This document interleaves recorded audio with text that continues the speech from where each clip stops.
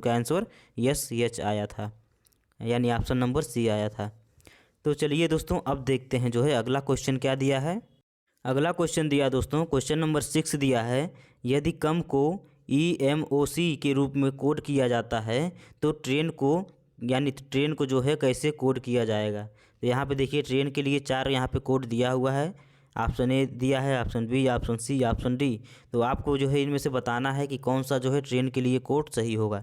तो देखिए सबसे पहले आप क्या करेंगे कि कम को देखेंगे कि कम से जो है EMOC कैसे हो रहा है।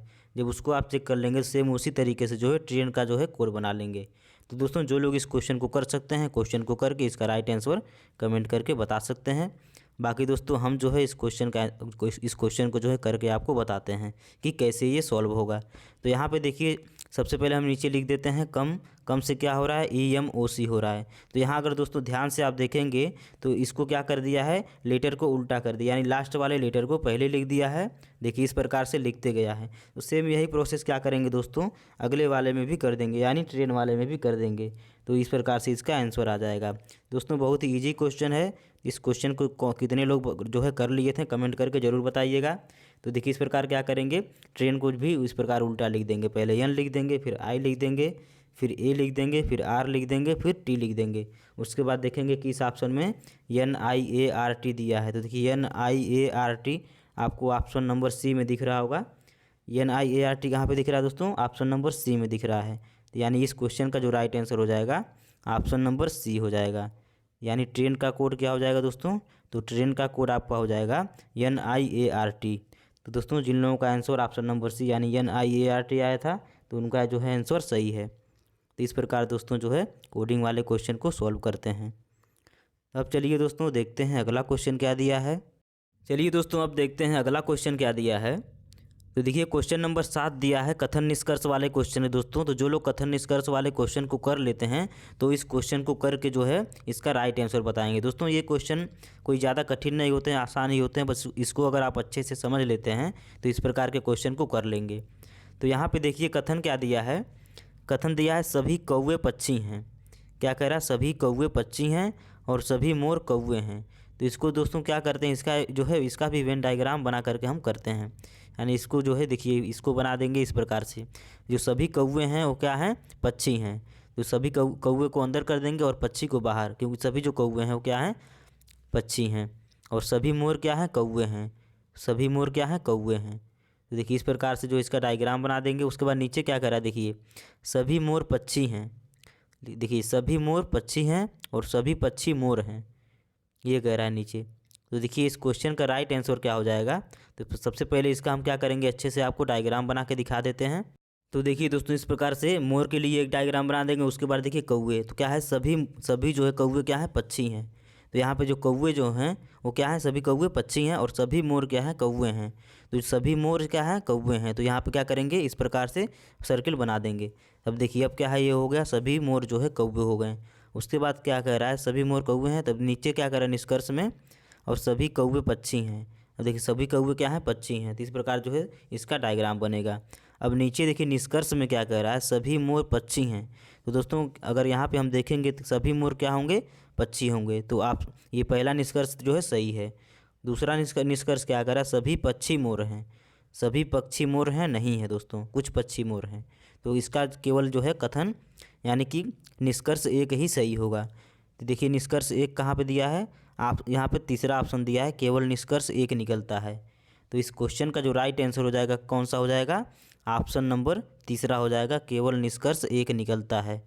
तो दोस्तों इस क्वेश्चन का राइट आंसर क्या हो जाएगा, ऑप्शन नंबर तीसरा हो जाएगा, केवल निष्कर्ष एक निकलता है।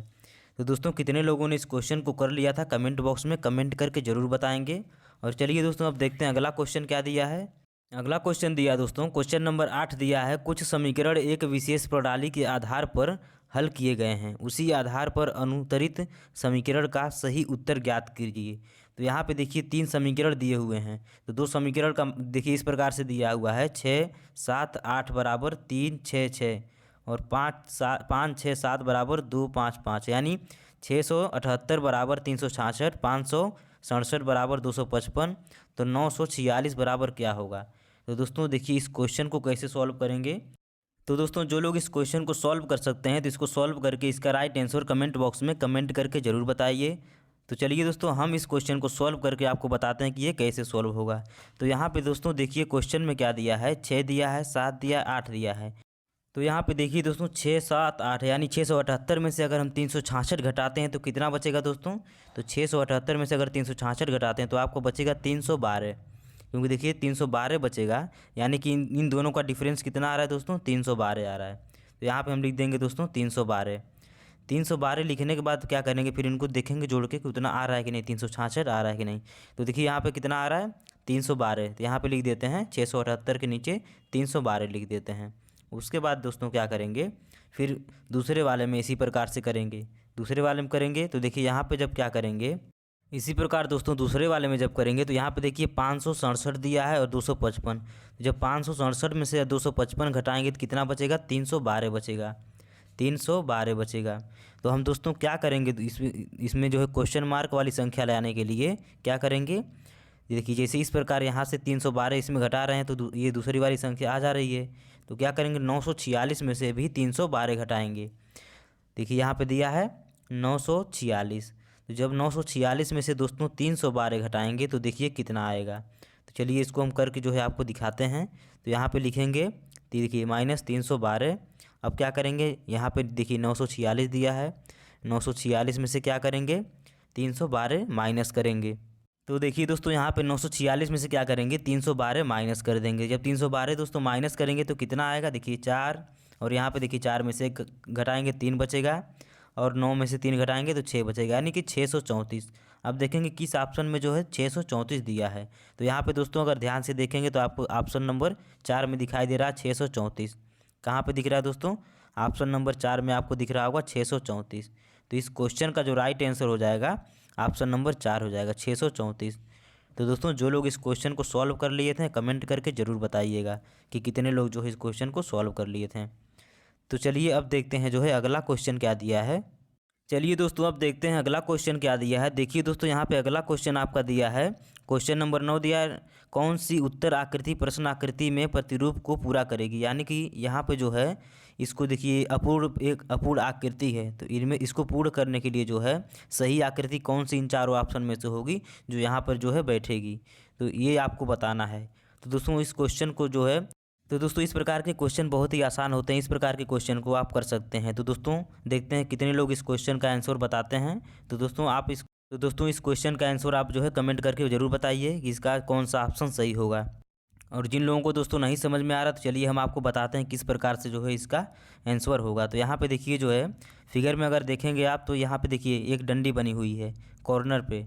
तो कॉर्नर पे डंडी किस फिगर में बनी हुई है, तो अगर आप देखेंगे चौथे वाले फिगर में जो है एक छोटी सी डंडी बनी हुई है चौथी वाले फिगर में, और यहाँ पे 2 गोल गोल जो है इस प्रकार से बने हुए हैं। तो अगर देखेंगे ध्यान से तो ये जो है ऑप्शन नंबर 4 में इस प्रकार से फिगर दिख रहा है। तो इस क्वेश्चन का जो राइट आंसर हो जाएगा दोस्तों ऑप्शन नंबर 4 हो जाएगा। दोस्तों ये बहुत ही आसान क्वेश्चन था। उम्मीद करता हूँ दोस्तों ज़्यादा से ज़्यादा लोग जो है इस क्वेश्चन को कर लिए होंगे। तो दोस्तों जो लोग क्वेश्चन को कर लिए तो कमेंट बॉक्स में कमेंट करके ज़रूर बताइएगा कि उनका जो है ऑप्शन नंबर चौथा ही सही था। चलिए दोस्तों अब देखते हैं अगला क्वेश्चन क्या दिया है। अगला क्वेश्चन दिया है दोस्तों, क्वेश्चन नंबर 10 दिया है, 5 मित्र P, Q, R, S और T एक पंक्ति में उत्तर दिशा की ओर मुख करके बैठे हैं। यस बैठा है T और Q के बीच में, और Q है R के निकटतम बाईं ओर, और P है T के निकटतम बाईं ओर। तो बीच में कौन बैठा है ये आपको बताना है। तो देखिए दोस्तों ये जो है सीटिंग अरेंजमेंट का क्वेश्चन है। तो दोस्तों जो लोग सीटिंग अरेंजमेंट पढ़े होंगे तो इस क्वेश्चन को बड़े ही आसानी से कर लेंगे।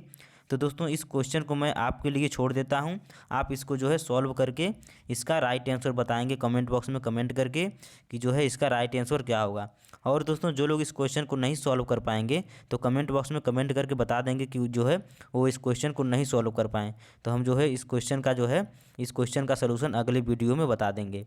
तो दोस्तों कमेंट करके ज़रूर बताइएगा कि ये क्वेश्चन आपका हुआ कि नहीं हुआ। और दोस्तों जो लोग कर लिए होंगे वो कमेंट करके इसका राइट आंसर बता देंगे।